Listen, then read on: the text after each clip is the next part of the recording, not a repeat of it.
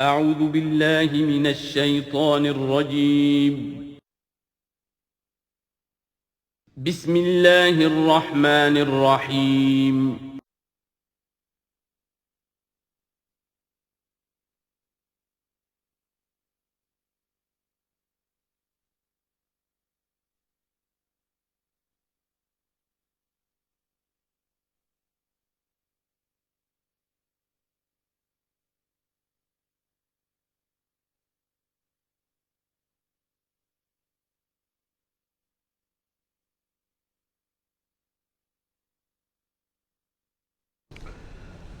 نحمده ونصلي على رسوله الكريم اما بعد فاعوذ بالله من الشيطان الرجيم بسم الله الرحمن الرحيم وما تكون في شأن وما تتلو منه من قرآن ولا تعملون من عمل إلا كنا عليكم شهودا إذ تفيضون فيه وما يعزب عن ربك من مثقال ذرة في الأرض ولا في السماء ولا اصغر من ذلك ولا اکبر الا فی کتاب مبین الا ان اولیاء اللہ لا خوف علیہم ولا هم يحزنون الذین آمنوا وكانوا يتقون لهم البشرى في الحیاة الدنیا وفي الآخرة لا تبدیل لکلمات اللہ ذلك هو الفوز العظیم صدق اللہ العظیم. وما تکون فی شان، اور نہیں ہوتے آپ کسی بھی کیفیت میں، وما تتلو منہ من قرآن، اور نہیں پڑھ رہے ہوتے آپ قرآن میں سے کچھ بھی، ولا تعملون من عمل، اور اے مسلمانوں نہیں عمل کر رہے ہوتے تم کوئی بھی اچھا عمل، الا کنا علیکم شہودا، مگر یہ کہ ہم حاضر ہوتے ہیں، موجود ہوتے ہیں، تمہارے اس عمل پر گواہ ہوتے ہیں، اذ تفیضون فیہ، جب کہ تم اس میں مصروف ہوتے ہو. یہ بڑی ہے ایک بشارت والی بات ہے کہ بندہ مومن کو یقین دلایا جائے کہ جو خیر تم کما رہے ہو، جو بھلائی کر رہے ہو، جو نیکی کر رہے ہو، تمہارا رب اسے دیکھ رہا ہے. وہ بات نہیں ہے کہ مر گئے ہم انہیں خبر نہ ہوئی. اللہ تعالیٰ تو تمہاری ہر جو بھی ایثار اور قربانی جو بھی تم اللہ کی راہ میں کر رہے ہو وہ خود دیکھ رہا ہے، موجود ہوتا ہے. اس میں دیکھیے خاص کیف ہے. اے نبی، پہلے خطاب ہے حضور سے واحد کے صیغے میں. اے نبی، آپ جس کیفیت میں بھی ہوتے ہیں، ما تکون فی شان وما تتلو منہ من قرآن، اور جو قرآن میں سے آپ پڑھ رہے ہوتے ہیں، کوئی حصہ، کوئی صورت خود پڑھ رہے ہوں، پڑھ کر سنا رہے ہوں، اور اب رخ بدلا ہے اہل ایمان کی طرف، مسلمانوں کی طرف. ولا تعملون من عمل، اور اے مسلمانوں جو عمل بھی تم کرتے ہو، من عمل، کہ جو اچھا عمل ہو، نیک عمل ہو، الا کنا علیکم شہودا، ہم تم پر تمہارے پاس موجود ہوتے ہیں، اذ تفیضون فیہ، جب کہ تم اس میں مصروف ہوتے ہو. وما یعزب عن ربک، اور نہیں غائب ہوتا آپ کے رب سے، من مثقال ذرۃ فی الارض، زمین میں ایک ذرے کے برابر بھی کوئی شے، ولا فی السماء، نہ آسمان میں، ولا اصغر من ذالک، نہ ہی اس سے کم تر کوئی شے ہے، ولا اکبر، نہ اس سے بڑی، الا فی کتاب مبین، مگر یہ کہ وہ ایک روشن کتاب میں درج ہے.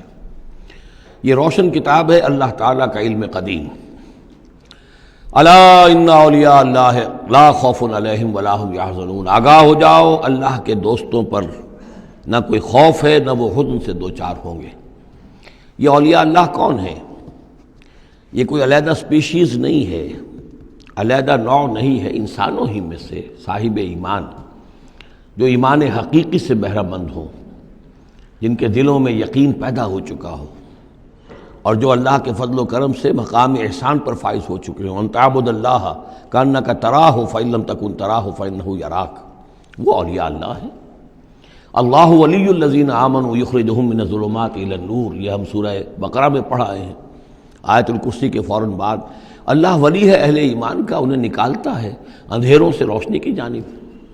اور اہل ایمان ولی ہیں اللہ کے. الا ان اولیاء اللہ لا خوف علیہم ولا هم يحزنون،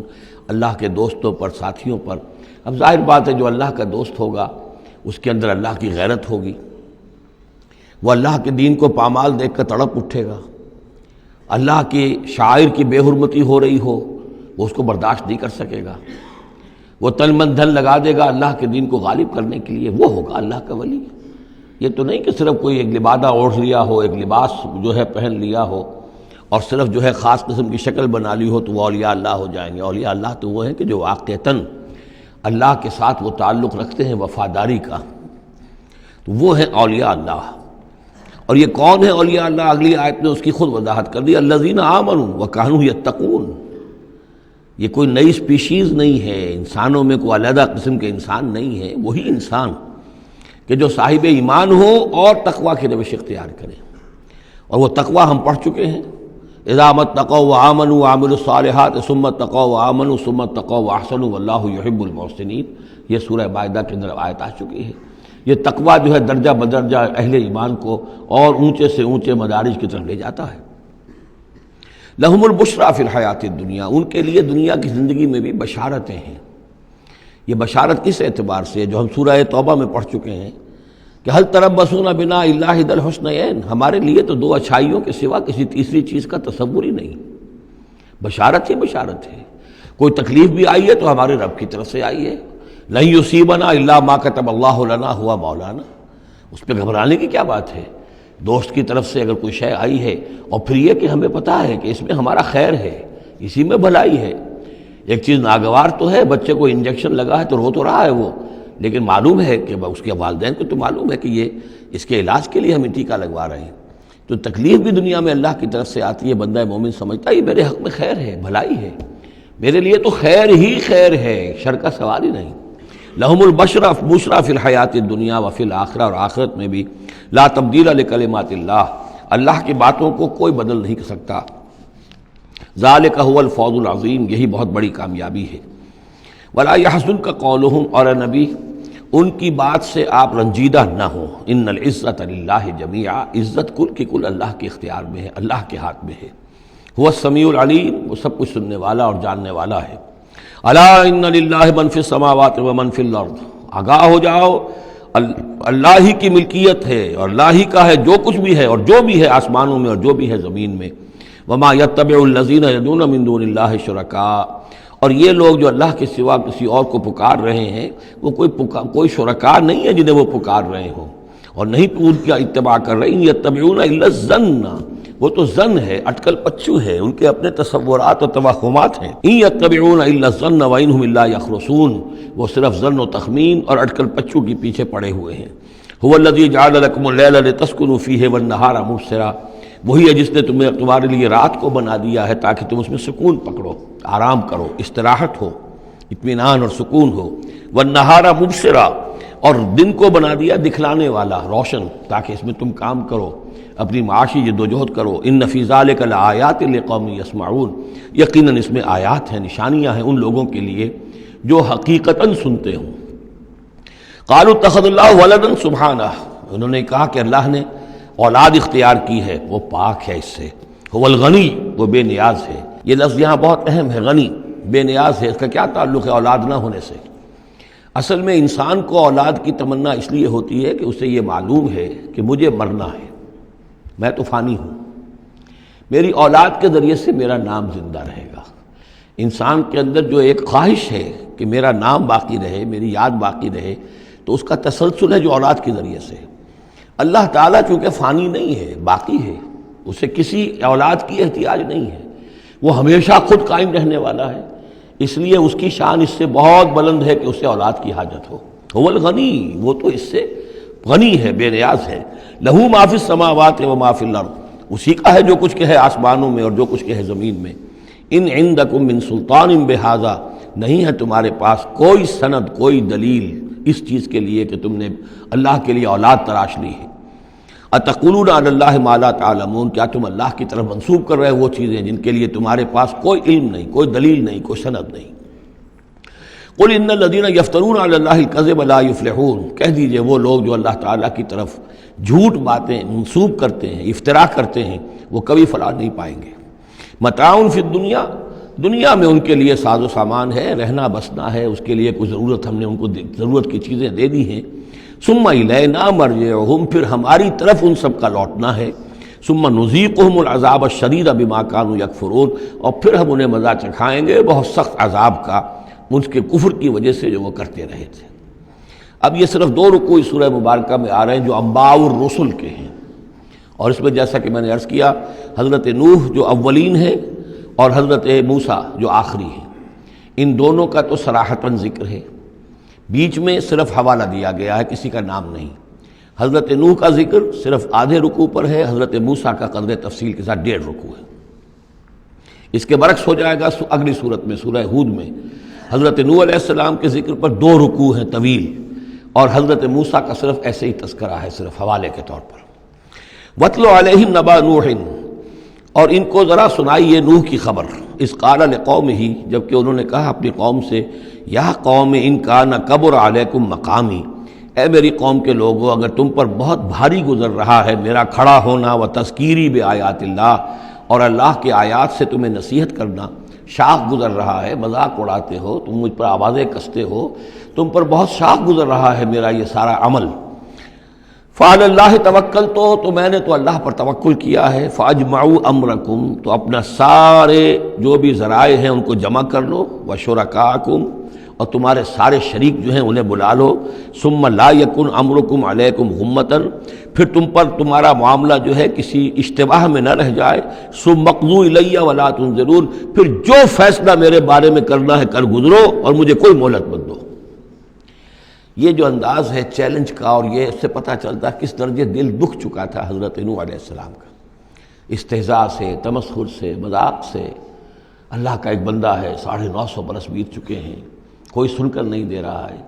تو اس وقت جو آخری بات، اچھا اب جو کچھ تم کر سکتے ہو، میرا کوئی بگاڑ سکتے ہو بگاڑ لو، اپنی ساری قوت جمع کر لو، جیسا کہ اس سے پہلے آ چکا ہے، اور بھی انبیاء نے اس طرح کی بات کہی۔ پھر بالآخر فَإِن تَوَلَّيْتُمْ، اور پھر اگر تم یہ نہ کرو، اگر تم اس کھلے مقابلے میں بھی نہ آؤ، اور اس میں اس بات کا خیال موجود ہے، یعنی اس بات کا امکان موجود ہے کہ ان کے دل میں چور ہو کہ ہم اس کے خلاف کوئی اقدام کریں، اسے قتل کر دیں، نوح کے خلاف کوئی اور ہم ایسا اقدام کریں تو پتہ نہیں کوئی مصیبت ہم پر نہ آ جائے، لہذا یہ سارا جو انداز تھا حضرت نوح علیہ السلام کا، اس کے باوجود پھر وہ فرما رہے ہیں وَإِن تَوَلَّيْتُمْ، اگر تم نہیں کچھ کرتے، فَمَا سَأَلْتُكُم مِّنْ أَجْرٍ، تو پھر ذرا غور کرو، میں نے جو بھی تمہاری خدمت کی ہے آج تک، تمہیں جو دین کی طرف بلایا ہے، دعوت دی ہے، میں نے کبھی تم سے کوئی اجر مانگا ہے؟ میں نے تم سے کوئی اجرت تو طلب نہیں کی، تم سے کوئی شاباش تک نہیں مانگی، میں نے تم سے کوئی مدد نہیں مانگی، تم سے کوئی اجرت نہیں مانگی۔ ان اجری الا علی اللہ، میرا اجر تو اللہ کے ذمے ہے، وامرت ان اکون من المسلمین، اور مجھے حکم ہوا ہے کہ میں اس کے فرما بردار بندوں میں سے رہوں۔ فکذبوہ، تو انہوں نے پھر ٹلا دیا اس کو، فنجیناہ، تو ہم نے نجات دے دی اس کو، ومن معہ فی الفلک، اور جو بھی اس کے ساتھ تھے اس کی کشتی میں، وجعلناہم خلائف، اور انہی کو پھر ہم نے خلفاء بنا دیا زمین کے اندر، پھر انہی کو خلافت عطا کی، انہی کو جانشین بنایا۔ وَأَغْرَقْنَا الَّذِينَ كَذَّبُوا بِآيَاتِنَا، اور غرق کر دیا ان لوگوں کو جنہوں نے ہماری آیات کی تکذیب کی تھی۔ فَانظُرْ كَيْفَ كَانَ عَاقِبَةُ الْمُنذَرِينَ، تو دیکھو کیسا انجام ہوا ان کا جنہیں خبردار کر دیا گیا تھا۔ ثُمَّ بَعَثْنَا مِن بَعْدِهِ رُسُلًا، پھر ہم نے بھیجا ان کے بعد بہت سے رسولوں کو، الی قومہم، اپنی اپنی قوموں کی طرف، فجاءوہم بالبینات، تو وہ سب کے سب آئے ان کے پاس روشن دلیلیں لے کر، فما کانوا لیؤمنوا بما کذبوا بہ من قبل، لیکن وہ جس چیز کے انکار پر اڑ چکے تھے وہ ساری روشن دلیلیں دیکھنے کے باوجود بھی اس کو ماننے والے نہ بنے۔ کذالک نطبع علی قلوب المعتدین، اسی طرح ہم مہر کر دیا کرتے ہیں حد سے تجاوز کرنے والوں کے دلوں پر۔ ثم بعثنا من بعدہم موسیٰ و ہارون، اب یہ دیکھیے وہ جو ایک لنک جو ہے جو میں نے آپ کو بتایا تھا، ایک چین ہے، حضرت نوح، حضرت ہود، حضرت صالح، حضرت لوط، حضرت شعیب اور حضرت موسیٰ، یہ 6 کا ذکر قرآن مجید میں بار بار آتا ہے۔ یہاں پر حضرت نوح کا اور حضرت موسیٰ کا، درمیان میں صرف ثم بعثنا من بعدہم رسلا، اور بھی رسول آئے، ان کا یہاں صراحتاً تذکرہ نہیں ہے۔ پھر ہم نے بھیجا ان کے بعد موسیٰ اور ہارون کو الی فرعون و ملئہ، فرعون اور اس کے سرداروں کی جانب، بے آیاتنا، اپنی نشانیوں کے ساتھ، فاستکبروا وکانوا قوما مجرمین، انہوں نے استکبار کیا اور وہ تھے مجرم قوم، گناہگار لوگ۔ فلما جاءهم الحق من عندنا، تو جب ان کے پاس ہمارے پاس سے ان تک ہمارے پاس سے حق پہنچا، قالوا ان ھذا لسحر مبین، تو انہوں نے کہا یہ تو کھلا جادو ہے۔ قال موسیٰ تقولون للحق لما جاءکم، موسیٰ نے کہا ان سے کہ کیا تم حق کے لیے کہہ رہے ہو، یہ حق ہے جو تم پر آیا ہے اور جو تم تک پہنچا ہے، اسحر ھذا، کیا یہ جادو ہے؟ ولا یفلح الساحرون، اور ساحر تو کبھی فلاح نہیں پایا کرتے۔ قالوا اجئتنا لتلفتنا عما وجدنا علیہ آباءنا، انہوں نے کہا موسیٰ کیا تم ہمارے پاس آئے ہو کہ تم ہمیں پھیر دو ان چیزوں سے، ان طریقوں سے، ان رسوم سے، ان ریتوں سے، ان رواجوں سے کہ جس پر ہم نے پایا اپنے آباء و اجداد کو، وَتَكُونَ لَكُمُ الْكِبْرِيَاءُ فِي الْأَرْضِ، اور تم دونوں کے لیے ہی حکومت ہو جائے اور بلندی ہو جائے اور بڑائی ہو جائے زمین کے اندر۔ دونوں سے مراد حضرت موسیٰ اور حضرت ہارون علیہ السلام۔ وَمَا نَحْنُ لَكُمَا بِمُؤْمِنِينَ، اور ہم ہرگز تم دونوں کی بات ماننے والے نہیں ہیں۔ وَقَالَ فِرْعَوْنُ ائْتُونِي بِكُلِّ سَاحِرٍ عَلِيمٍ، اور فرعون نے کہا لے آؤ میرے پاس تمام جو ماہر اور جادوگر ہیں ان کو جمع کر لو۔ فلما جاء السحرۃ قال لهم موسیٰ القوا ما انتم ملقون، تو جب وہ جادوگر آ گئے تو موسیٰ نے ان سے فرمایا کہ ڈالو جو تم ڈالنے والے ہو۔ فلما القوا، جب انہوں نے ڈالا، قال موسیٰ ما جئتم به السحر، موسیٰ نے فرمایا یہ جو تم لائے ہو، جو تم نے پیدا کیا، یہ جادو ہے۔ ان اللہ سیبطلہ، ان قریب اللہ تعالیٰ اس کا باطل ہونا ثابت کر دے گا، اسے نسیہ منسیہ کر دے گا، ہباء منصورہ کر دے گا۔ ان اللہ لا یصلح عمل المفسدین، یقیناً اللہ تعالیٰ مفسدوں کے عمل کو راہ یاب نہیں کرتا، کامیاب نہیں کرتا۔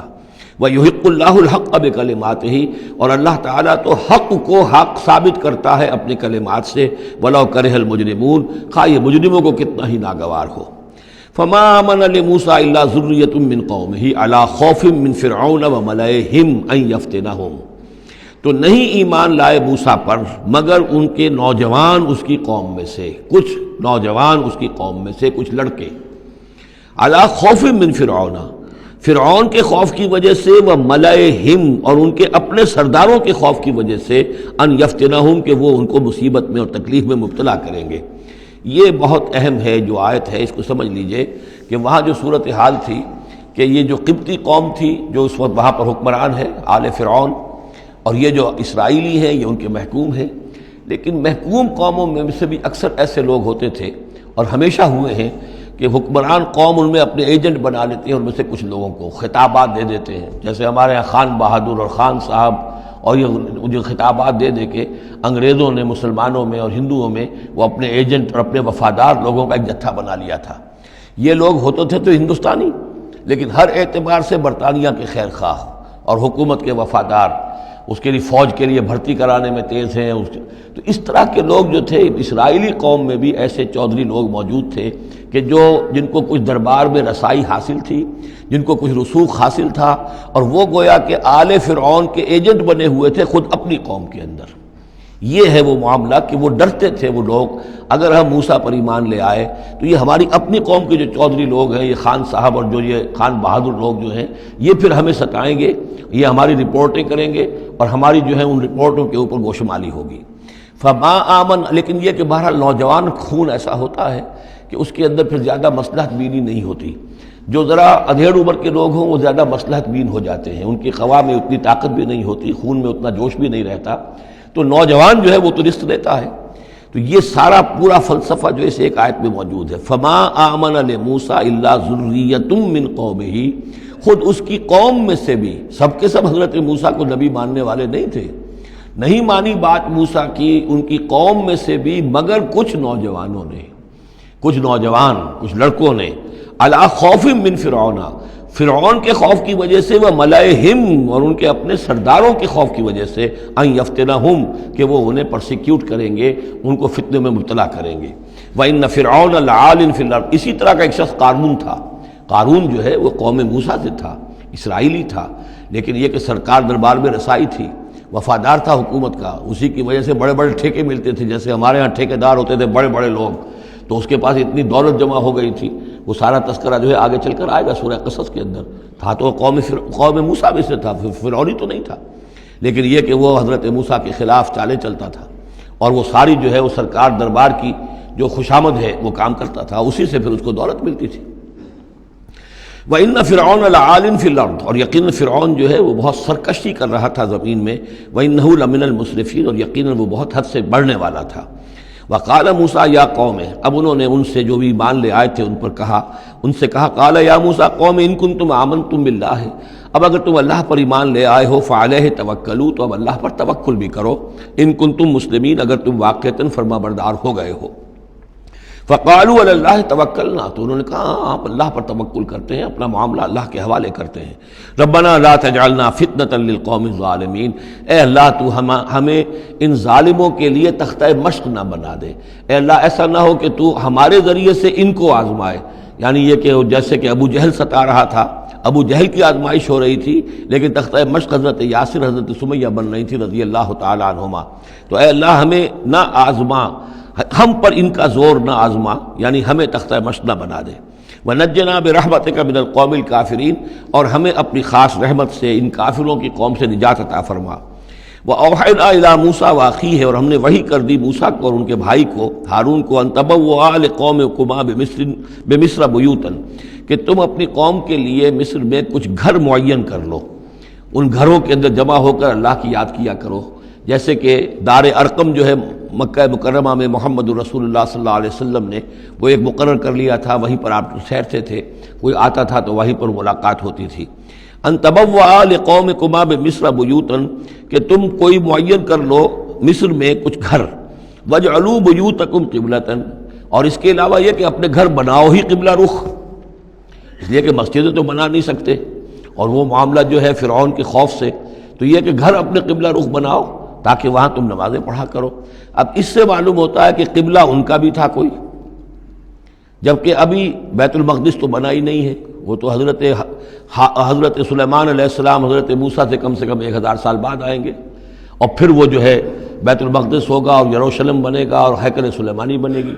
لہذا قبلہ تب اس وقت کا قبلہ کس کا تھا، کون سا تھا؟ یہی بیت اللہ قبلہ تھا۔ ان کے جو وہ خیمے ہوتے تھے قربان گاہ کے خیمے، ان کے بارے میں تفاصیل آتی ہے تورات کے اندر کہ وہ ایسے نصب کیے جاتے تھے کہ جب کوئی شخص جو ہے وہ قربانی پیش کرتا تھا تو اس کا رخ جو ہے سیدھا کعبے کی طرف ہوتا تھا۔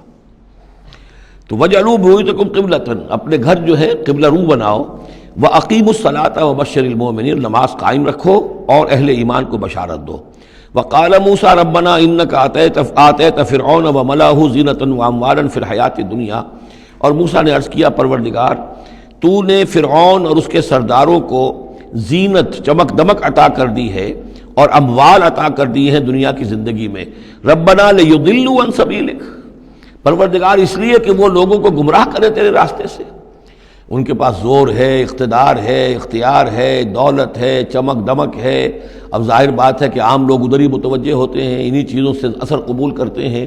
تو نے دے رکھا ہے، تیرا ہی اختیار ہے، دینے والا تو ہی ہے، تو کیا تو نے یہ سب کچھ نے اس لیے دیا ہے کہ یہ تیرے بندوں کو گمراہ کرے؟ ربنا لیضلوا عن سبیلک ربنا اطمس علی اموالہم، اے اللہ اب ان کے اموال مٹا دے، واشدد علی قلوبہم، ان کے دلوں کے اوپر گرہ لگا دے، سختی پیدا کر دے، فلا یؤمنوا حتی یروا العذاب العلیم، کہ یہ ایمان نہ لائیں جب تک کہ کھلم کھلا دیکھ نہ لیں عذاب علیم کو۔ اس کا مطلب کیا ہے؟ ہونا تو یہ چاہیے کہ نبی کہے کہ یہ ایمان لے آئیں، یہ ایک آخری وقت ہوتا ہے جبکہ اتنا بیزار ہو چکا ہو نبی، اور جبکہ اس قدر شدید جو ہے دشمنی کی ہو کفار نے اہل ایمان کے ساتھ، ستایا ہو بری طریقے سے، کہ پھر ایک وقت آ کر وہ کہتے ہیں کہ پروردگار اب اگر یہ ایمان لے آتے ہیں تو ان کے سارے گناہ معاف ہو گئے۔ ایمان کا مطلب تو یہ ہے کہ سارا کیا دھرا اب تک جو کچھ تھا انہوں نے وہ سب ان کو معاف ہو جائے گا، کوئی پکڑ نہیں ہوگی۔ تو پروردگار اب یہ جس حد کو پہنچ گئے ہیں ان کے دلوں کو سخت کر دے، یعنی ان کے دلوں پر مہر کر دے، اب یہ ایمان نہ لائیں جب تک کہ عذاب عریاں طور پر ان کے سامنے نہ آ جائے۔ جب عذاب آ جائے گا پھر ایمان لانے کا فائدہ کوئی نہیں، اس کے بعد تو جو ہے وہ ایمان معتبر نہیں ہے اللہ کے ہاں۔ واشدد علی قلوبہم فلا یؤمنوا حتی یروا العذاب العلیم، قال قد اجیبت دعوتکما فاستقیما ولا تتبعان سبیل الذین لا یعلمون، اللہ تعالیٰ نے فرمایا ٹھیک ہے تم دونوں کی دعا ہم نے قبول کر لی، قد اجیبت قبول کر لی گئی، منظور کر لی گئی دعا، دعوتکما تم دونوں کی دعا، فاستقیما اب تم بھی قائم رہنا، ایسا نہ ہو کہ وقت آنے پر تمہارا دل پسیج جائے کہ اللہ اب ان کو معاف فرما دے، تم بھی قائم رہنا۔ ولا تتبعان سبیل الذین لا یعلمون، اور ان لوگوں کے راستے کی پیروی ہرگز نہ کرنا جو علم نہیں رکھتے۔ وجاوزنا ببنی اسرائیل البحر، اور پھر ہم نے بنی اسرائیل کو پار اتار دیا سمندر کے یا دریا کے، فاتبعہم فرعون وجنودہ، تو پھر اس کے پیچھے آئے فرعون، ان کے پیچھے آئے فرعون اور اس کے لشکر بھی، بغیا وعدوا، شرارت کے ساتھ اور زیادتی کے ساتھ، حتی اذا ادرکہ الغرق، یہاں تک کہ جب وہ غرق ہونے لگا، پا لیا اسے غرق نے، یعنی فرعون جو ہے غرق ہونے لگا. قال آمنت انہ لا الہ الا الذی آمنت بہ بنو اسرائیل، اس نے کہا میں ایمان لایا اس پر کہ کوئی خدا نہیں ہے، کوئی الہ نہیں ہے سوائے اس کے کہ جس پر بنی اسرائیل ایمان لائے ہیں. وانا من المسلمین، اور میں اس کے فرما برداروں میں سے ہوں. الآن، کیا اب ایمان لا رہے ہو؟ وقد عصیت قبل، حالانکہ اس سے پہلے تم نافرمانی کرتا رہا. وکنت من المفسدین، اور تو نہایت فساد کرنے والوں میں سے تھا. فالیوم ننجیک ببدنک، تو اب آج ہم تمہارے بدن کو نجات دے دیں گے، یہ گلے سڑے گا نہیں، محفوظ رہے گا. لتکون لمن خلفک آیا، تاکہ تو اپنے بعد والوں کے لیے ایک نشانی بنا رہے. اس کی فرعون کی لاش جو ہے مل گئی تھی، صرف یہ کہ ناک پر سے کہیں سے کسی مچھلی نے کچھ کاٹا تھا، وہ صرف باقی یہ کہ پوری فرعون کی وہ لاش جو ہے محفوظ ہے. لتکون لمن خلفک آیہ وان کثیرا من الناس عن آیاتنا لغافلون، اور یقیناً بہت سے لوگ ہماری آیات سے غفلت ہی برتتے رہتے ہیں. وَلَقَدْ بَوَّأْنَا بَنِي إِسْرَائِيلَ مُبَوَّأَ صِدْقٍ، اور ہم نے بنی اسرائیل کو بہت ہی عمدہ جگہ فراہم کر دی. وَرَزَقْنَاهُم مِّنَ الطَّيِّبَاتِ، اور انہیں روزی دی بہت ہی اچھی پاکیزہ چیزوں کی. فَمَا اخْتَلَفُوا، تو انہوں نے نہیں اختلاف کیا. حَتَّىٰ جَاءَهُمُ الْعِلْمُ، یہاں تک کہ علم ان کے پاس آ گیا. ان ربک یقضی بینہم یوم القیامہ، یقیناً آپ کا رب فیصلہ کرے گا ان کے مابین قیامت کے دن. فیما کانوا فیہ یختلفون، جن چیزوں میں کہ وہ اختلاف کرتے رہے تھے. فإن كنت فی شک مما انزلنا الیک، پھر اگر تمہیں کوئی شک ہے اس چیز کے بارے میں کہ جو آپ پر نازل کی ہے ہم نے. بظاہر خطاب حضور سے ہے صلی اللہ علیہ وسلم، لیکن ظاہر بات ہے کہ حضور کے لیے کوئی امکان نہیں کہ آپ کو کوئی شک ہوتا. یہ بظاہر خطاب حضور سے ہے، لیکن یہ حقیقتاً خطاب ہو رہا ہے اہل مکہ سے کہ اگر تمہیں کوئی شک ہے اس چیز کے بارے میں جو محمد پر نازل ہوئی. لیکن یہ کہ بسا اوقات ایسا ہوتا ہے کہ جن سے کوئی بات کہنی ہوتی ہے اس سے اس قدر نفرت ہو چکی ہو کہ براہ راست انہیں خطاب کرنا بھی انسان کو پسند نہ ہو، تو پھر وہ کسی اور کو خطاب کر کے وہ بات کہتا ہے جو سنانی کسی اور کو ہوتی ہے. اگر تمہیں شک ہے اس چیز کے بارے میں کہ جو ہم نے اپنے اس بندے محمد پر نازل کی ہے صلی اللہ علیہ وسلم، فاسأل الذین یقرؤون الکتاب من قبلک، تو پھر پوچھ لیجئے ان لوگوں سے کہ جن کو کتاب دی گئی تھی آپ سے پہلے. لقد جاءک الحق من ربک، اے نبی آپ کے پاس حق آیا ہے آپ کے رب کی طرف سے. فلا تکونن من الممترین، تو ہرگز نہ ہو جائیں آپ شک کرنے والوں میں. پھر نوٹ کر لیجئے میرے نزدیک یہاں بظاہر خطاب حضور سے ہے، اصل میں روح سخن جو ہے وہ مشرکین عرب سے ہے. ولا تکونن من الذین کذبوا بآیات اللہ، اور بد بن جانا ہرگز ان لوگوں میں سے جنہوں نے اللہ کی آیات کو جھٹلایا. فتکون من الخاسرین، تو ہو جاؤ گے خسارہ پانے والوں میں سے. ان الذین حقت علیہم کلمۃ ربک لا یؤمنون، یقیناً جن لوگوں کے اوپر کہ تیرے رب کی بات واقع ہو چکی ہے، ثابت ہو چکی ہے، جو قانون خداوندی کی زد میں آ چکے ہیں، جو ضد اور ہٹ درمی کی وجہ سے اپنے دلوں پہ مہر کروا چکے ہیں، وہ ایمان نہیں لائیں گے. لا یؤمنون ولو جاءتہم کل آیۃ، چاہے کتنی ہی آیتیں آ جائیں، کتنی ہی نشانیاں آ جائیں. حتیٰ یروا العذاب العلیم، وہ ایمان نہیں لائیں گے جب تک کہ اپنی آنکھوں سے عذاب علیم کو دیکھ نہ لیں. جیسے کہ فرعون کا معاملہ ہوا کہ جب غرق ہونے لگا تب ایمان لایا. فلولا کانت قریۃ آمنت فنفعها ایمانها، تو کیوں نہ ہوئی کوئی بستی کہ جو ایمان لاتی اور اسے اس کے ایمان نے نفع پہنچایا ہوتا. الا قوم یونس، سوائے ایک قوم یونس کے. حضرت یونس علیہ السلام کو بھیجا گیا تھا نینوا کی طرف، وہاں انہوں نے دعوت دی. معاملہ وہی ہوا جو تمام رسولوں کے ساتھ ہوا ہے، قوم نے انکار کیا، سرکشی پر اڑے رہے. پھر یہ خبر دے کر اور چلے گئے کہ اب 3 دن کے اندر اندر تم پر عذاب آ جائے گا. محسوس ایسا ہوتا ہے کہ انہیں اجازت اللہ کی طرف سے جانے کی نہیں آئی تھی. رسول کا معاملہ ایسا ہوتا ہے کہ وہ اپنی جگہ کو چھوڑ کر نہیں جا سکتا جب تک کہ اللہ کی طرف سے ایکسپریس پرمیشن نہ ہو، واضح اجازت. جیسے ہمارے ایگزیکٹو آفیسرز ہوتے ہیں، ڈی سی ہے تو ضلع کو چھوڑ کے نہیں جا سکتا وہ بغیر اجازت کے، اس لیے کہ ظاہر بات ہے وہاں کے امن و امان کا سارے ذمہ داری اس کی ہے.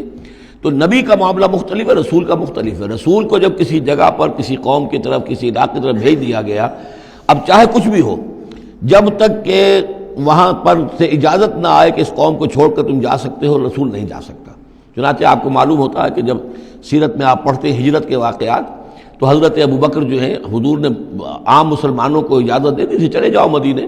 لیکن خود انتظار میں تھے کہ اللہ کی طرف سے خصوصی اجازت آ جائے. حضرت ابوبکر پوچھتے رہتے تھے، اونٹنیاں تیار کی ہوئی تھیں، لیکن جب تک کوئی اجازت نہیں آئی آپ وہاں سے روانہ نہیں ہوئے. تو ایسا محسوس ہوتا ہے کہ حمیت دین میں کچھ بہت زیادہ جوش آیا حضرت یونس علیہ السلام کے. بہرحال حمیت دینی اور اللہ کی غیرت جو ہے وہ اچھی شے ہے، لیکن وہ جوش کے اندر بس صرف یہ ان سے نظر انداز ہو گیا معاملہ کہ اپنی اللہ تعالیٰ کی طرف سے واضح اجازت آئے بغیر اپنی قوم کو چھوڑ کر چلے گئے. اس کا نتیجہ یہ نکلا کہ جب عذاب کے آثار شروع ہوئے اور قوم نے دیکھا کہ جو بات کہی تھی یونس نے وہ تو صحیح نکل رہی ہے، لہذا وہ پوری قوم نے توبہ کی، گڑ گڑائے، اپنے سب بچوں کو عورتوں کو لے کر باہر نکل آئے، مال مویشی سامان لے کر گڑ گڑا کر اللہ سے توبہ کی، تو اللہ نے ان کی توبہ کو قبول کر لیا. حالانکہ عذاب کے آثار شروع ہونے کے بعد توبہ قبول نہیں ہوتی، لیکن ایک استثناء ہے، چونکہ جو رسول بھیجے گئے تھے ان رسول کی طرف سے ذرا جلدی ہو گئی اور اجازت کے بغیر وہ اپنی قوم کو چھوڑ کر چلے گئے، لہذا اس جو بھی ڈیبٹ ہوا ہے رسول کے کھاتے میں اس کا کریڈٹ ہو گیا ہے اس قوم کو، اور اس کے لیے ایک استثناء قائم ہو گئی ہے پوری تاریخ کے اندر کہ وہ عذاب کے آثار آنے کے باوجود پھر انہوں نے توبہ کی اور اللہ نے ان کی توبہ کچھ عرصے کے لیے قبول کر لی، عذاب کو ٹال دیا. فلولا كانت قرية آمنت فنفعها ایمانها الا قوم یونس، تو کیوں نہ ہوئی کوئی بستی کو جو ایمان لے آتی، یعنی عذاب کے آثار شروع ہونے کے بعد، اور پھر اسے اس کا ایمان لانا مفید ہوتا سوائے قوم یونس کے. لما آمنوا، جب وہ ایمان لے آئی قوم، کشفنا عنہم عذاب الخزي فی الحیات الدنیا، ہم نے کھول دیا ان سے، ہٹا دیا ان سے دنیا کی زندگی میں وہ رسوا کن عذاب، ومتعناہم الی حین، اور ایک وقت معین کے لیے ہم نے انہیں اور مہلت دے دی، ایک فریش لیز آف ایگزسٹنس ان کو عطا کر دیا. وَلَوْ شَاءَ رَبُّكَ لَآمَنَ مَنْ فِي الْأَرْضِ كُلُّهُمْ جَمِيعًا، اور اگر آپ کا رب چاہتا ہے نبی صلی اللہ علیہ وسلم تو جو بھی زمین میں ہے سب کے سب ایمان لے آتے. یہ باتیں سورہ انعام میں بہت یعنی شد و مد کے ساتھ آ چکی ہے، وہ ذروہ سلام ہے اس موضوع کا کہ آپ کے دل میں کتنی بھی خواہش ہو کہ یہ سب لوگ ایمان لے آئیں، لیکن یہ کہ اللہ تعالیٰ نے تو ضابطہ رکھا ہوا، جو طالب حق ہوگا اسے حق ملے گا، جو طالب ہدایت ہوگا اسے ہدایت ملے گی، جو ضد پر، ہٹ درمی پر، تعصب پر اور کسی ضد میں آ گیا ہے اسے اللہ تعالیٰ ہدایت نہیں دے گا. اگر جبراً اللہ نے ہدایت دینی ہوتی تو دنیا میں کوئی بھی کافر نہ ہوتا، سب کے سب مومن ہوتے، متقی ہوتے. آخر اللہ کے فرشتے کتنے ہیں؟ سب مومن ہیں، متقی ہیں، پاک ہیں، صاف ہیں، کہیں کوئی غلطی نہیں، معصیت نہیں، کہیں لا یعصون اللہ ما امرہم ویفعلون ما یؤمرون، وہ جو بھی کچھ انہیں حکم ہوتا ہے بجا لاتے ہیں اللہ تعالیٰ کے احکام، کسی حکم کی نافرمانی نہیں کرتے. انسانوں کو پیدا کیا ہے امتحان کے لیے. خلق الموت والحیات لیبلوکم ایکم احسن عملا، لہذا آپ اس معاملے میں بس اپنا فرض ادا کریں، باقی کون ایمان لا رہا کون نہیں لا رہا وہ معاملہ ہم سے متعلق ہے. وَلَوْ شَاءَ رَبُّكَ لَآمَنَ مَنْ فِي الْأَرْضِ كُلُّهُمْ جَمِيعًا، اگر اللہ چاہتا، آپ کا رب چاہتا تو یقیناً زمین میں جو ہے سب کے سب ایمان لے آتے. أَفَأَنْتَ تُكْرِهُ النَّاسَ حَتَّى يَكُونُوا مُؤْمِنِينَ، تو کیا آپ لوگوں کو مجبور کر دیں گے کہ وہ ضرور ایمان لے آئیں؟ یعنی آپ اپنے آپ کو بھی ہلکان کر رہے ہیں، آپ نے دن رات ایک کیا ہوا ہے، آپ ہر وقت اس جد و جہد میں ہیں، پھر آپ کو یہ بھی اندیشہ رہتا ہے کہ کہیں میری طرف سے کوئی کوتاہی تو نہیں ہو رہی ہے. جیسے کہ سورہ اعراف کے اندر فَلَا تَكُنْ فِي صَدْرِكَ حَرَجٌ، آپ کے دل کے اندر یہ تنگی نہیں ہونی چاہیے. آپ اپنا فرض ادا کر کے اپنے آپ کو سبکدوش سمجھیے. وَمَا كَانَ لِنَفْسٍ أَن تُؤْمِنَ إِلَّا بِإِذْنِ اللَّهِ، اور کسی جان کے لیے ممکن ہی نہیں ہے، کسی انسان کے لیے کہ وہ ایمان لائے مگر اللہ کے اذن سے. وَيَجْعَلُ الرِّجْسَ عَلَى الَّذِينَ لَا يَعْقِلُونَ، اور جو عقل سے کام نہیں لیتے اللہ تعالیٰ ان کے اوپر تو گندگی مسلط کر دیتا ہے. قُلْ انظُرُوا مَاذَا فِي السَّمَاوَاتِ وَالْأَرْضِ، کہیے ان سے کہ دیکھو جو آسمانوں اور زمین میں ہے اللہ تعالیٰ کی آیات ہیں، آسمان میں بھی ہیں زمین میں بھی ہیں. وَمَا تُغْنِي الْآيَاتُ وَالنُّذُرُ عَنْ قَوْمٍ لَا يُؤْمِنُونَ، لیکن یہ ساری آیات کام نہیں آتی اور یہ ساری انذار اور ڈر سنانا اور جو بھی دعوت و تبلیغ ہے وہ ان لوگوں کے لیے جو ایمان نہیں لانا چاہتے مفید نہیں ہے. فَهَلْ يَنْتَظِرُونَ إِلَّا مِثْلَ أَيَّامِ الَّذِينَ خَلَوْا مِنْ قَبْلُ، یہ لفظ ایام آگے ایام اللہ، تو کیا یہ منتظر ہیں اسی طرح کے دنوں کے جیسے کہ دن اس سے پہلے آئے ہیں. قُلْ فَانْتَظِرُوا، وہ دن جو آیا تھا قوم نوح پر اور وہ دن جو آیا قوم ہود پر اور قوم صالح پر. فَهَلْ يَنْتَظِرُونَ إِلَّا مِثْلَ أَيَّامِ الَّذِينَ خَلَوْا مِنْ قَبْلِهِمْ، تو کیا یہ اسی طرح کے دنوں کا انتظار کر رہے ہیں، اسی طرح کا دن ان پر بھی آ جائے جیسا کہ ان پر آیا تھا جو ان سے پہلے تھے. قُلْ فَانْتَظِرُوا إِنِّي مَعَكُم مِّنَ الْمُنتَظِرِينَ، تو کہہ دیجئے کہ اچھا انتظار کرو میں بھی تمہارے ساتھ انتظار کر رہا ہوں. ثُمَّ نُنَجِّي رُسُلَنَا وَالَّذِينَ آمَنُوا، پھر ہم نجات دیتے رہے ہیں اپنے رسولوں کو اور اہل ایمان کو. كَذَلِكَ حقاً علینا ننجی المومنین، بالکل اسی طرح ہمارے اوپر حق ہے، واجب ہے کہ ہم اہل ایمان کو نجات دیں. حضرت نوح کے ساتھ جو ایمان لائے وہ ان کے ساتھ کشتی میں بچا لیے گئے، حضرت ہود پر جو لوگ ایمان لائے ان کو بچا لیا گیا، حضرت صالح پر جو ایمان لے آئے وہ ان کو بچا لیے گئے، اور عمورہ اور صدوم کی بستیوں میں سے کوئی ایک بھی نہیں نکلا ایسا خوشبخت کہ جو وہاں سے اپنی نجات کا سامان حاصل کرتا، سوائے حضرت لوط اپنی دونوں بیٹیوں کو لے کر نکلے ہیں، ایک متنفس بھی نہیں تھا وہاں، ان کی اپنی بیوی بھی پیچھے رہ گئی ہے۔ قل یا ایھا الناس ان کنتم فی شک من دینی، اب یہ بڑا ایک فیصلہ کن سا انداز خطاب ہے یہاں، کہہ دیجئے اے نبی، اے لوگو، ان کنتم فی شک من دینی، اگر تمہیں میرے دین کے بارے میں کوئی شک ہے، یعنی تم مجھ پر دباؤ ڈال رہے ہو کہ میں تمہارے دین کی پیروی کروں، تو تمہیں کچھ شک ہے شاید میرے بارے میں کہ میں اپنے دین پر پوری طرح جازم نہیں ہوں، پوری طرح قائم نہیں ہوں، شاید مجھے اس کے اوپر پورا وثوق حاصل نہیں ہے، یہ جو تم محنت کر رہے ہو، مجھے جو ہے مجھ پر دباؤ پریشرائز کر رہے ہو مجھے، قل یا ایھا الناس ان کنتم فی شک من دینی فلا اعبد الذین تعبدون من دون اللہ، تو میں ہرگز نہیں پوجنے والا ان کو جن کو تم پوجتے ہو اللہ کے سوا، ولیکن اعبد اللہ الذی یتوفاکم، بلکہ میں تو پوجوں گا اور پرستش کروں گا اسی اللہ کی جو تمہیں قبض کرے گا، وامرت ان اکون من المؤمنین، اور مجھے حکم ہوا ہے کہ میں ایمان لانے والوں میں سے ہو جاؤں، وَأَنْ أَقِمْ وَجْهَكَ لِلدِّينِ حَنِيفًا، اور اے نبی آپ تو اپنے چہرے کو سیدھا رکھیے دین حنیف کی طرف، دین کی طرف حنیف ہو کر، یکسو ہو کر، وَلَا تَكُونَنَّ مِنَ الْمُشْرِكِينَ، اور ہرگز نہ ہوئیے ان مشرکوں میں سے، وَلَا تَدْعُ مِن دُونِ اللَّهِ مَا لَا يَنفَعُكَ وَلَا يَضُرُّكَ، اور مت پکاریے ہرگز اللہ کو چھوڑ کر ان ہستیوں کو جنہیں یہ پکار رہے ہیں جو نہ نفع پہنچا سکتی ہیں اور نہ نقصان، فَإِنْ فَعَلْتَ، اور اگر بالفرض آپ نے ایسا کیا، فَإِنَّكَ إِذًا مِّنَ الظَّالِمِينَ، تو پھر آپ بھی ظالموں میں سے ہو جائیں گے، وَإِن يَمْسَسْكَ اللَّهُ بِضُرٍّ فَلَا كَاشِفَ لَهُ إِلَّا هُوَ، اور اگر اللہ تعالیٰ آپ کو کوئی ضرر پہنچائے، تکلیف پہنچائے، تو کوئی نہیں ہے اس کا کھولنے والا، دور کرنے والا سوائے اس کے، وَإِن يُرِدْكَ بِخَيْرٍ، اور اگر وہ ارادہ کر لے آپ کے ساتھ بھلائی کا، خیر کا، اچھائی کا، فَلَا رَادَّ لِفَضْلِهِ، تو اس کے فضل کو لوٹانے والا کوئی نہیں جو آڑ بن جائے، روک بن جائے، رکاوٹ بن جائے اس کے فضل کے راستے میں، یُصِیبُ بِهِ مَن یَشَاءُ مِنْ عِبَادِهِ، وہ اپنا فضل دیتا ہے اپنے بندوں میں سے جس کو چاہتا ہے، پہنچاتا ہے جس کو چاہتا ہے، وَهُوَ الْغَفُورُ الرَّحِيمُ، اور وہ غفور اور رحیم ہے۔ قُلْ یَا أَیُّھَا النَّاسُ،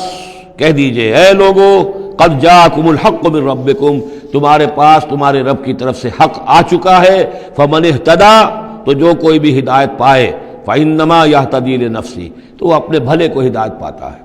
اس کا فائدہ اسی کو ہوگا، عاقبت اس کی سنورے گی، اللہ کی رحمت اس کے شامل حال ہوگی، وَمَنْ ضَلَّ، اور جو بھٹک جائے، جو گمراہ ہو جائے، فَإِنَّمَا يَضِلُّ عَلَيْهَا، تو وہ بھی اپنی جان پر وبال لے گا، اس کا سارا وبال اس کی اپنی جان پر آئے گا، وَمَا أَنَا عَلَيْكُمْ بِوَكِيلٍ، اور میں کوئی تمہارا ذمہ دار نہیں ہوں، میں تمہارے اوپر کوئی داروغہ بنایا نہیں گیا ہوں، میں تمہارے بارے میں مسئول نہیں ہوں، اللہ کے ہاں مجھ سے تمہارے بارے میں باس پرس نہیں ہوگی، وَلَا تُسْأَلُ عَنْ أَصْحَابِ الْجَحِيمِ، آپ سے نہیں پوچھا جائے گا جہنمیوں کے بارے میں، وَاتَّبِعْ مَا يُوحَىٰ إِلَيْكَ، اور اے نبی آپ پیروی کرتے جائیے اس کی کہ جو آپ کی طرف وحی کیا جا رہا ہے، وَاصْبِرْ، اور صبر کیجئے، جمے رہیے، ڈٹے رہیے، ان کے دباؤ کو برداشت کیجئے، حتیٰ یحکم اللہ، یہاں تک کہ اللہ تعالیٰ فیصلہ سنا دے، وَهُوَ خَيْرُ الْحَاكِمِينَ، اور یقیناً وہ بہترین فیصلہ کرنے والا ہے۔ سورۃ ہود، بسم اللہ الرحمن الرحیم، یہ اب جوڑا ہے، اس جوڑے کا دوسرا فرد سورہ ہود، یہاں آپ دیکھیں گے کہ برعکس ترتیب ہو جائے گی، 10 رکوعوں میں سے 6 سے زائد انباء الرسل پر مشتمل ہے، اور جس میں سب سے تفصیلی ذکر جو ہے یہ حضرت نوح علیہ السلام کا ہے، اور آخر میں بہت ہی مختصر سا تذکرہ جو ہے حضرت موسیٰ کا ہے، باقی جیسے سورہ اعراف میں ایک رکوع ایک رسول کے لیے، وہی ترتیب آپ یہاں دیکھیں گے۔ بسم اللہ الرحمن الرحیم، الف لام را، کتاب احکمت آیاتہ ثم فصلت من لدن حکیم خبیر۔ الف لام را، یہ وہ کتاب ہے جس کی آیات پختہ کی گئی ہیں، مضبوط کی گئی ہیں، پھر ان کی تفصیل کی گئی ہے، انہیں کھولا گیا ہے اس ہستی کی طرف سے جو حکیم اور خبیر ہے، جو کمال حکمت والا اور باخبر ہے۔ اس کا ایک مفہوم یہ ہو سکتا ہے کہ قرآن مجید میں شروع میں جو صورتیں نازل ہوئی ہیں وہ چھوٹی چھوٹی لیکن بہت پروفاؤنڈ، چند الفاظ کے اندر معلوم ہوتا ہے کہ جیسے سورۃ العصر ہے، والعصر ان الانسان لفی خسر الا الذین آمنوا وعملوا الصالحات وتواصوا بالحق وتواصوا بالصبر، اب اس میں کل ہدایت موجود ہے، اور امام شافعی کے وہ اقوال جو ہیں میں نے اپنے کتابچے میں راہ نجات سورۃ العصر کی روشنی میں وہ سارے درج کیے ہیں۔ کہ لو لم ينزل من القرآن سواها لکفت الناس، اگر صرف یہ سورۃ العصر نازل ہوتی قرآن میں سے اور کچھ نہ نازل ہوتا تو بھی ہدایت کے لیے کافی تھی. اور لو تدبر الناس هذه السورۃ لوسعتهم، اگر لوگ صرف اس صورت پر تدبر کریں، غور کریں، تو یہ ان کی ہدایت کے لیے کافی ہو جائے گی. تو ابتدائی صورتیں اور آیتیں بڑی محکم، لیکن اس کے بعد تفصیل انہی کی بیان ہوئی ہے. اللہ تعبدوا الا اللہ، یہ کتاب کس پیغام کے ساتھ آئی ہے؟ نہ پوجو کسی کو سوائے اللہ کے. اننی لکم منہ نذیر و بشیر، یقیناً میں ہوں تمہارے لیے اس کی جانب سے خبردار کرنے والا اور بشارت دینے والا. یہ دو الفاظ بار بار آ رہے ہیں، بشیر اور نذیر، نذیر اور بشیر. وما نرسل المرسلین الا مبشرین ومنذرین، رسلا مبشرین ومنذرین لئلا یکون للناس علی اللہ حجۃ بعد الرسل وکان اللہ عزیزا حکیما. وان استغفروا ربکم، اور یہ کہ اپنے رب سے استغفار کرو، معافی چاہو. ثم توبوا الیہ، اور پھر اس کی جناب میں رجوع کرو، اس کی طرف بڑھو. یمتعکم متاعا حسنا، وہ تمہیں ساز و سامان دے گا دنیا کی زندگی میں بھی اچھا فائدہ، الی اجل مسمی، ایک وقت معین تک کے لیے، دنیا میں بھی تمہارے لیے حسنہ ہوگا. وَيُؤْتِ كُلَّ ذِي فَضْلٍ فَضْلَهُ، اور ہر صاحب فضل کو اس کے حصے کا فضل عطا کرے گا. یہاں جو ہے ذی فضل سے مراد ہے مستحق فضل، جو بھی فضل کا مستحق ہے اسے اللہ تعالیٰ اس کا فضل عطا کرے گا. وَإِن تَوَلَّوْا، اور اگر تم پھر جاؤ گے، فَإِنِّي أَخَافُ عَلَيْكُمْ عَذَابَ يَوْمٍ كَبِيرٍ، تو پھر مجھے اندیشہ ہے کہ تم پر بہت بڑے دن کا ایک عذاب آئے گا. الی اللہ مرجعکم، تمہاری طرف اللہ ہی کی طرف تمہیں لوٹ جانا ہے. وہو علی کل شیء قدیر، اور وہ ہر چیز پر قادر ہے. الا انہم یثنون صدورہم لیستخفوا منہ، آگاہ ہو جاؤ یہ لوگ اپنے سینوں کو دوہرا کرتے ہیں تاکہ اس سے چھپ سکیں. یہ مشکلات القرآن میں سے، اس کے بارے میں بہت سے اقوال ہیں. ایک رائے جو ہے کہ جو بخاری میں حضرت ابن عباس کا جو قول آیا ہے وہ یہ ہے کہ کچھ اہل ایمان کے اوپر حیا کا اتنا غلبہ تھا، جیسے حضرت عثمان رضی اللہ تعالیٰ عنہ، کہ وہ کبھی غسل بھی کرنا ہوتا تھا، اس وقت بھی عریاں ہونا انہیں پسند نہیں تھا، تو وہ اس طریقے سے جھک جاتے تھے کہ گویا کہ سطر پھر بھی جو ہے وہ چھپا رہے، اور اگر کہیں قضاء حاجت ہے یا کوئی اور، اس وقت بھی وہ پورا سطر کا اہتمام کرتے تھے. تو یہ فرمایا جا رہا ہے کہ تم کتنا ہی کر لو، ظاہر بات ہے کہ اللہ تعالیٰ کی نگاہوں کے تو تم سامنے ہو، لہذا یہ ہے کہ اس میں ایک حد تک جو بھی اللہ تعالیٰ نے سطر کا، حجاب کے جو بھی احکام دیے ان کی پیروی کرو، لیکن کسی بھی معاملے میں غلو کی ضرورت نہیں ہے. الا انہم یثنون، باقی اور طرح سے بھی اس آیت کی جو ہے وہ تشریح کی گئی ہے. الا انہم یثنون صدورہم لیستخفوا منہ، آگاہ ہو جاؤ وہ اپنے سینوں کو دوہرا کرتے ہیں کہ اس سے چھپ سکیں اللہ سے. الا حین یستغشون ثیابہم، حین یستغشون ثیابہم، آگاہ ہو جاؤ کہ جب وہ اپنے اوپر اپنے کپڑے بھی اوڑھے ہوئے ہوتے ہیں. یہ تو یہ کہ اس وقت تو جو ہے وہ اپنے سینوں کو دوہرا کر رہے ہیں، جب کپڑے لپیٹے ہوتے ہیں. یعلم ما یسرون وما یعلنون، اس وقت بھی اللہ جانتا ہے جو کچھ وہ چھپا رہے ہوتے ہیں اور جو کچھ وہ ظاہر کر رہے ہوتے ہیں. انہ علیم بذات الصدور، وہ تو جو کچھ سینوں کے اندر ہے اس کو بھی جانتا ہے. وما من دابۃ فی الارض الا علی اللہ رزقها، اور نہیں ہے کوئی بھی چلنے والی چیز، کوئی حیوان، کوئی چوپایا، کوئی چرند، کوئی پرند زمین پر جتنے بھی حیوانات ہیں اللہ نے بنائے ہیں، لیکن یہ کہ ان کا رزق اللہ کے ذمے ہے.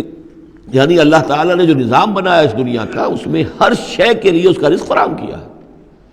جو جاندار بنایا اس کے لیے جو غذا ہے، جو ضروری چیزیں وہ پہلے سے فراہم کر دی. بچے کی پیدائش بعد میں ہوتی ہے اور ماں کی چھاتیوں میں دودھ پہلے پیدا ہو جاتا ہے. تو اللہ تعالیٰ کی طرف سے یہ نظام جو ہے ایسا ہے. یہ دوسری بات ہے کہ لوگوں نے تقسیم دولت کا نظام غلط کر دیا، تو کچھ لوگ بھوکے رہ گئے، کچھ ننگے ہو گئے، کچھ نے دولت سمیٹ کر جو ہے اپنے کھتے بھر لیے، انبار لگا لیے. یہ انسانوں کا معاملہ ہے، یہ انہوں نے غلط کام کیا ہے. ورنہ اللہ تعالیٰ نے تو تمام جو بھی جتنی بھی مخلوقات ہیں ان کے لیے کافی اور وافی رزق جو ہے وہ پیدا کیا ہے.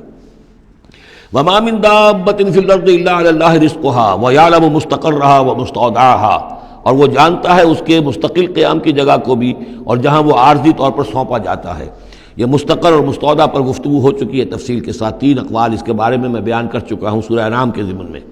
کل فی کتاب مبین، اور یہ سب کچھ ایک کھلی روشن کتاب کے اندر موجود ہے، وہی کتاب جو علم الہی کی کتاب ہے. وَهُوَ الَّذِي خَلَقَ السَّمَاوَاتِ وَالْأَرْضَ فِي سِتَّةِ أَيَّامٍ، اور وہی ہے کہ جس نے پیدا کیا آسمانوں اور زمین کو 6 دنوں میں. وَكَانَ عَرْشُهُ عَلَى الْمَاءِ، اور اس کا تخت تھا پانی پر. لِيَبْلُوَكُمْ أَيُّكُمْ أَحْسَنُ عَمَلًا، تاکہ تمہیں آزمائے کہ کون ہے تم میں سے اچھے عمل کرنے والا. یعنی یہ تخلیق جو ہے اور انسانی زندگی کا جو یہ حصہ جو اس دنیا میں گزرتا ہے، اس کا جو اصل مقصد ہے وہ ہے امتحان. قلزم ہستی سے تو ابھرا ہے مانند حباب، اس زیاں خانے میں تیرا امتحان ہے زندگی۔ باقی یہ کہ کان عرشہ علی الماء، اس کا تخت پانی پر تھا، اس کے معنی کیا ہیں؟ میرے نزدیک اب بھی یہ آیات متشابہات میں سے ہے، لیکن ایک انداز ایسا ہے کہ جس سے محسوس ہوتا ہے کہ شاید وہ اس کی طرف اشارہ کیا جا رہا ہو کہ یہ دنیا جب بنی ہے، یہ زمین جب ٹھنڈی ہونے لگی ہے تو ٹھنڈی ہو کر اس کے بخارات نکلے ہیں، اور وہ اس کے گرد جو فضا بنی ہے، ایٹماسفیئر، اس کے اندر یہ گیسز گئی ہیں۔ ان گیسز کے اندر جو ہے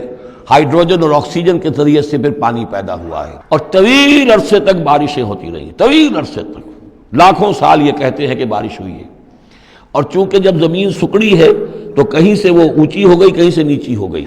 سکڑتی ہے کوئی شے تو اس کے اندر نشیب و فراز پیدا ہو جاتے ہیں۔ تو بارش جب برسی ہے تو پھر یہ کہ سمندر وجود میں آئے ہیں۔ ابھی کوئی اور مخلوقات نہیں تھی، صرف یہ کہ اس زمین کے اوپر یا یہ کہ وہ پہاڑ تھے اور یا پانی تھا، بلکہ یہ کہ اکثر و بیشتر پانی ہی پانی تھا۔ پھر یہ کہ پانی اور جہاں پر مٹی پیدا ہوئی اور دلدلی علاقے بنے، اور دلدلی علاقوں کے اندر پھر وہ کچھ حیات جو ہے اس کی شکلیں پیدا ہوئی، چاہے وہ نباتاتی حیات تھی اور چاہے وہ حیواناتی حیات تھی۔ تو وہ جو ایک دور ہے جب کہ ابھی مخلوقات، اس زمینی مخلوقات کے اندر ابھی کوئی شے نہیں آئی تھی، کوئی حیوانات نہیں، کوئی سمندر کے کوئی جانور نہیں، کوئی زمین کے اوپر خشکی کے جانور نہیں، تو اس وقت جو ہے گویا کہ اللہ تعالیٰ کا جو تخت حکومت ہے اس زمین کی حد تک وہ پانی کے اوپر تھا۔ واللہ اعلم۔ وَلَئِن قُلْتَ، اور اگر آپ کہیں گے اِنَّكُمْ مَبْعُوثُونَ کہ تمہیں اٹھا لیا جائے گا من بعد الموت، موت کے بعد، لَيَقُولَنَّ تو کہیں گے وہ لوگ الَّذِينَ كَفَرُوا جنہوں نے کفر کیا، إِنْ هَذَا إِلَّا سِحْرٌ مُبِينٌ، نہیں یہ تو کھلا جادو ہے۔ وَإِنْ أَخَّرْنَا عَنْهُمُ الْعَذَابَ إِلَىٰ أُمَّةٍ مَّعْدُودَةٍ، اور اگر ہم مؤخر کیے رکھیں ان سے اپنے عذاب کو ایک خاص مدت تک کے لیے، معین مدت تک کے لیے، لَيَقُولُنَّ مَا يَحْبِسُهُ تو وہ کہتے ہیں کس چیز نے روک رکھا ہے؟ وہ جہاز کہاں نظر انداز ہو گیا، آتا کیوں نہیں؟ محمد بہت سال ہو گئے تمہیں کہتے ہوئے جہاز آئے گا اور وہ عذاب آئے گا، وہ کہاں ہے؟ ما یحبسو، کس سے نے اس کو روکا ہے؟ الا یوم یاتیہم لیس مصروفا عنہم، آگاہ ہو جاؤ جس دن وہ ان پر آئے گا پھر وہ ان کی طرف سے پھیرا نہیں جا سکے گا۔ وحاق بہم ما کانوا بہ یستہزئون، اور ان کو گھیرے میں لے لیں گی وہ تمام چیزیں جن کا یہ استہزاء اور تمسخر کیا کرتے تھے۔ وَلَئِنْ أَذَقْنَا الْإِنسَانَ مِنَّا رَحْمَةً، اور اگر ہم مزہ چکھاتے ہیں انسان کو اپنی طرف سے رحمت کا،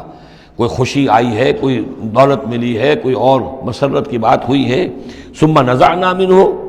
پھر جب ہم اس سے وہ چھین لیتے ہیں، لے لیتے ہیں، سلب کر لیتے ہیں، إِنَّهُ لَيَئُوسٌ كَفُورٌ تو وہ ہو جاتا بالکل مایوس، نہایت ناشکرہ،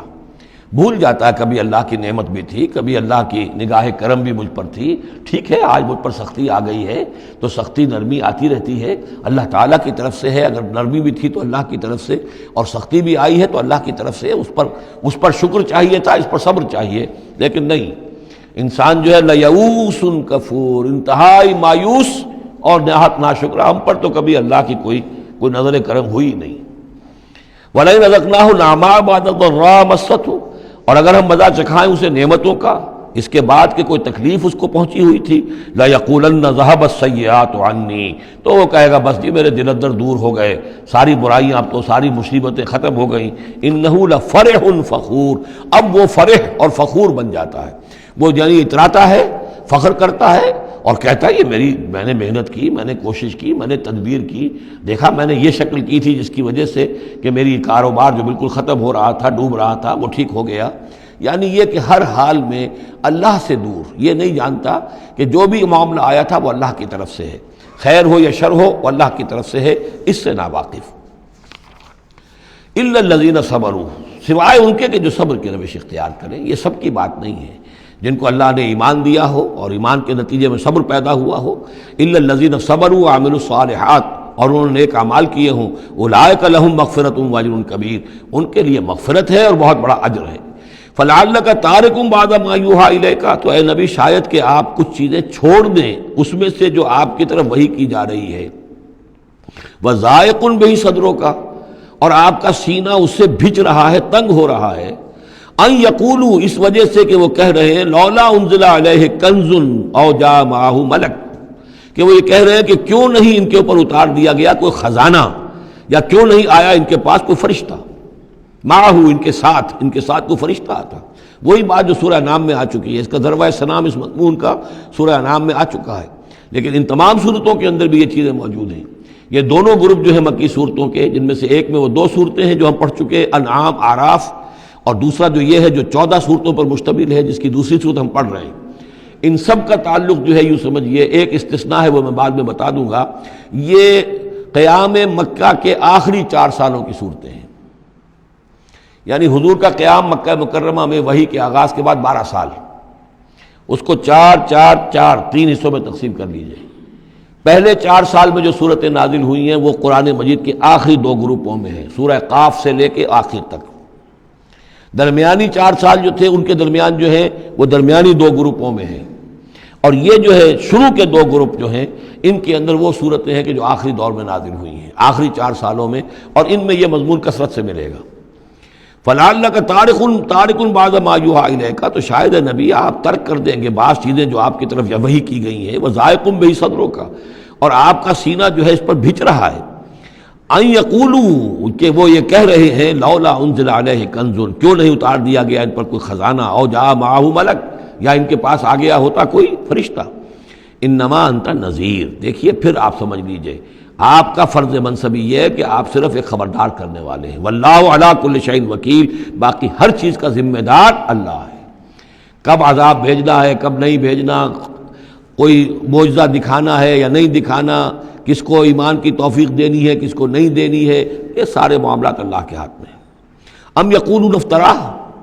کیا ان کا کہنا یہ ہے کہ یہ قرآن جو ہے محمد نے خود گھڑ لیا ہے؟ قل فاتوا بعشر سور مثلہ مفتریات، اب یہ ہے وہ چیلنج جو دوسرے نمبر پر دیا گیا۔ پہلا چیلنج تھا کہ تم پورے قرآن جیسی کوئی کتاب بنا کر لاؤ، وہ آگے چل کر آئے گا سورہ بنی اسرائیل میں اور دوسری صورتوں میں۔ اس سے نیچے اتر کر اچھا 10 صورتیں بنا کے لے آؤ، اس سے نیچے پر سبیل تنزل 1 صورت، اس 1 صورت کی بات سورہ یونس میں بھی آ چکی ہے اور سورہ بقرہ میں بھی، یہاں وہ 10 والا معاملہ ہے۔ قل فاتوا بعشر سور مثلہ مفتریات، تو ان سے کہیے کہ اچھا اگر ایسا ہی ایک قرآن گھڑا جا سکتا ہے اور انسان کی قوت اور قدرت میں ہے کہ ایسی کتاب تصنیف کر لے، تو تم 10 صورتیں تم بھی اس کی تصنیف کر کے لے آؤ۔ وَادْعُوا مَنِ اسْتَطَعْتُم مِّن دُونِ اللَّهِ إِن كُنتُمْ صَادِقِينَ، اور جن کو بھی تم بلا سکو اللہ کے سوا بلا لو مدد کے لیے اگر تم سچے ہو۔ فَإِن لَّمْ يَسْتَجِيبُوا لَكُمْ، پھر اگر وہ تمہارے مددگار جو ہے تمہاری اس دعا کو قبول نہ کریں، نہ پورا کریں، یا یہ کہ اے مسلمانوں اگر تمہارا یہ چیلنج جو ہے یہ کفار قبول نہ کریں، فَاعْلَمُوا أَنَّمَا أُنزِلَ بِعِلْمِ اللَّهِ، تو جان لو تمہیں یقین قابل ہونا چاہیے کہ یہ اللہ تعالیٰ ہی کے علم سے نازل ہوا ہے، وَلَا إِلَٰهَ إِلَّا هُوَ، اور اللہ کے سوا کوئی معبود نہیں، فَهَلْ أَنْتُم مُسْلِمُونَ، تو اب اللہ کا حکم مانتے ہو یا نہیں، فرما برداری کرتے ہو کہ نہیں۔ یہ کفار ہی سے خطاب ہے کہ اگر تمہارے وہ جو معبود ہیں تم ان کو پکارو کہ اس جیسی 10 صورتیں ہمیں بھی، آپ بھی کچھ کوشش کریں، ہم بھی کوشش کرتے ہیں مل جل کر، کچھ آپ القاء فرمائیں، الہام فرمائیں، کچھ ہم محنت کرتے ہیں، اور اگر وہ نہ کریں تو پھر جان لو فَاعْلَمُوا أَنَّمَا أُنزِلَ بِعِلْمِ اللَّهِ وَلَا إِلَٰهَ إِلَّا هُوَ فَهَلْ أَنْتُم مُسْلِمُونَ مَنْ كَانَ يُرِيدُ الْحَيَاةَ الدُّنْيَا وَزِينَتَهَا نُوَفِّ إِلَيْهِمْ أَعْمَالَهُمْ فِيهَا وَهُمْ فِيهَا لَا يُبْخَسُونَ، جو لوگ بھی طالب ہوتے ہیں، ارادہ کر لیتے ہیں، طالب ہوتے ہیں دنیا کی زندگی کا اور اس کی زینت کا، زیبائش، آرائش، چمک دمک، ساز و سامان، اسی کے پیچھے پڑے ہوئے ہیں، محنت کر رہے ہیں، بھاگ دوڑ کر رہے ہیں، خون پسینہ ایک کر رہے ہیں، دن رات ایک کر دیا ہے۔ نوفِ الیہم اعمالہم فیہا، ہم اسی دنیا کی زندگی میں ان کے اعمال کا پورا پورا بدلہ دے دیتے ہیں۔ ٹھیک ہے محنت کر رہے ہو بھائی، تمہاری بلڈنگ بھی بڑی اونچی بن گئی ہے اور تمہاری کار بھی بہت اعلیٰ ہے اور تمہارا کاروبار بھی خوب چمک گیا ہے، تم نے چونکہ یہی چاہا، یہی اسی کے لیے محنت کی، اسی کے لیے بھاگ دوڑ کی، تو اللہ تعالیٰ وَهُمْ فِيهَا لَا يُبْخَسُونَ، اس میں اللہ تعالیٰ ان کے ساتھ کوئی بخل نہیں کرتا اور ان کی جو محنت ہے اس کا جو بدلہ ہے انہیں اس دنیا میں دے دیتا ہے۔ لیکن اولئک الذین لیس لہم فی الآخرۃ الا النار، لیکن پھر یہ وہ لوگ ہیں جن کے لیے آخرت میں کچھ نہیں ہے سوائے آگ کے، ساری محنت بھاگ دوڑ دھوپ یہاں کے لیے تھی، یہاں ہم نے تمہیں دے دیا۔ اولئک الذین لیس لہم فی الآخرۃ الا النار وحبط ما صنعوا فیہا، اور جو کچھ انہوں نے اس دنیا میں کیا ہوگا وہ تو حبط ہو جائے گا، وباطل ما کانوا یعملون، اور جو کوئی جھوٹی سچی نیکی کی ہوگی اپنے دل کو دھوکہ دینے کے لیے وہ بھی بے بنیاد تھی، اس کی کوئی حیثیت نہیں تھی۔ افمن کان علی بینۃ من ربہ، تو بھلا وہ شخص کہ جو اپنے رب کی طرف سے بینہ پر تھا، اور یہاں بینہ سے مراد ہے فطرت سلیمہ، جس کے بارے میں کئی بار عرض کر چکا ہوں۔ فطرت سلیمہ، انسان کے اندر جو روح ربانی پھونکی گئی ہے، اس کی وجہ سے وہ جو فطرت ہے اس کے اندر وہ سارے حقائق موجود ہیں، کہ جو حقائق جن کو اجاگر کرنے کے لیے پھر یہ وحی آئی ہے، اور اس ڈورمنٹ کانشسنس کو ایکٹیویٹ کرنے کے لیے۔ تو جس شخص کی وہ فطرت سلیم ہے، قائم ہے، بینہ ہے، روشن ہے، پاک ہے، وَيَتْلُوهُ شَاهِدٌ مِّنْهُ، اور پھر اس کے پیچھے آتا ہے اس کے لیے گواہ، یعنی ایک شخص ہے جس کی فطرت سلیم تھی، حضور صلی اللہ علیہ وسلم ہے، سلیم فطرت، نیک فطرت، عقل سلیم، اور پھر وحی بھی آ گئی، وحی نے گواہی دے دی، گویا کہ دو چیزیں مل گئی، نور علی نور۔ یہ تمثیل جو ہے سورہ نور میں جا کر مکمل طور پہ سامنے آئے گی۔ افمن کان علی بینۃ من ربہ ویتلوہ شاہد منہ ومن قبلہ کتاب موسیٰ اماما ورحمہ، اور پھر اس کے علاوہ اس سے پہلے کتاب موسیٰ موجود ہے جو امام بھی تھی، رہنمائی کرنے والی، اور رحمت بھی تھی، یعنی دوسری تصدیق ہو رہی ہے وہ تورات سے ہو رہی ہے۔ تو فطرت محمدی صلی اللہ علیہ وسلم وہ بینہ، وہ روشن خالص، پھر وہی جو آپ پر آ گئی نور علی نور، اور نمبر 3 تورات جو ہے اس کی تصدیق کر رہی ہے، یہ گویا کہ اور اضافی چیز۔ اولئک یؤمنون بہ، یہی لوگ ہیں کہ جو اس پر ایمان لائیں گے، ومن یکفر بہ من الاحزاب، اور جو اس کا انکار کریں گے، کفر کریں گے اس کتاب کا، من الاحزاب، ان تمام گروہوں میں سے، فرقوں میں سے، چاہے وہ مشرکین مکہ ہوں اور چاہے وہ اہل کتاب ہوں، فالنار موعدہ، تو پھر آگ ہی ان کے وعدے کی جگہ ہے۔ فلا تک فی مریۃ منہ، تو اے نبی آپ ان کے بارے میں کسی شک و شبے میں نہ رہیں، انہ الحق من ربک، یقیناً یہ حق ہے آپ کے رب کی طرف سے، ولکن اکثر الناس لا یؤمنون، لیکن اکثر لوگ ایمان لانے والے نہیں ہیں۔ ومن اظلم ممن افترى علی اللہ کذبا، اور کون زیادہ ظالم ہوگا، اس سے بڑھ کر ظالم ہوگا اس سے کہ جس نے اللہ پر جھوٹ باندھا، گھڑ کر کوئی چیز اللہ کی طرف منسوب کر دی۔ اولئک یعرضون علی ربہم، یہ وہ لوگ ہیں کہ جو پیش کیے جائیں گے اپنے رب کے سامنے۔ ویقول الاشہاد، اور لوگ کہیں گے، گواہی دینے والے کہیں گے، ہؤلاء الذین کذبوا علی ربہم، یہ وہ لوگ ہیں جنہوں نے جھوٹ کہا تھا اپنے رب پر۔ غلام احمد قادیانی کو کھڑا کیا جائے گا، یہ ہے وہ شخص کہ جس نے جھوٹ اپنی جو ہے باتیں منسوب کی ہیں اللہ کی طرف، جس نے بھی جھوٹی نبوت کا دعویٰ کیا۔ ہؤلاء الذین کذبوا علی ربہم، انہوں نے جھوٹ بولا اللہ پر اور تہمت باندھی اللہ پر کہ مجھ پر وہی بھیجی ہے۔ الا لعنت اللہ علی الظالمین، آگاہ ہو جاؤ ایسے ظالموں پر اللہ کی لعنت ہے۔